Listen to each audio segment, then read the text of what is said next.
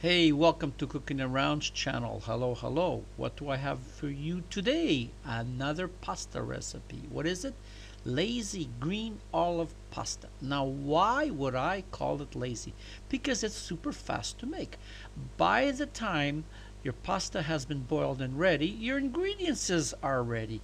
I make this all the time because sometimes I don't really want to go into the kitchen and cook a lot. Now, for lunch, or for take it to the office or to work, this is absolutely perfect. So let's go. Now let's start with a pot of boiling water, and I want you to add just a little touch of salt. And now let's add the pasta. Now I'm adding twister pasta, but you can use any type of pasta that you want. So use the type of pasta that you want, follow the instructions, and let's get going here. Grab yourself a working pan. Let's keep it on medium heat, and let's add about 2 to 3 tablespoons of olive oil. Now let's add 3 to 4 cloves of chopped garlic. Now if you want, you can mince the garlic or you can slice the garlic, and let's move that all around to incorporate it into the oil.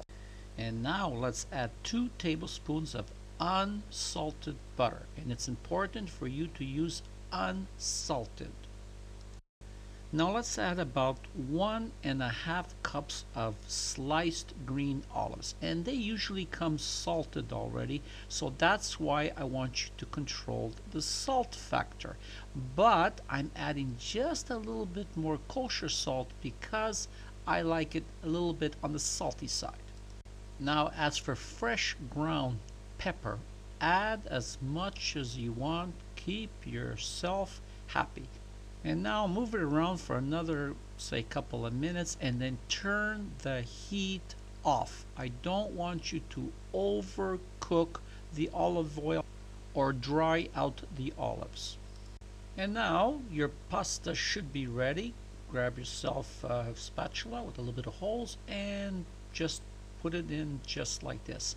Now I'm moving it very fast so I get some of the pasta water into the dish. Now let's just move it around, fold it around, get everything well blended. Now let's give it some zing. The fresh juice of half a lemon, a quarter cup of coarsely chopped parsley. You can add more if you like. So let's move that around. And how am I going to serve this? When I transfer it to the plate, I'm going to add Parmesan cheese to the top. I don't add it at this point because I don't want it to blend in. I want it to be on top as a garnish.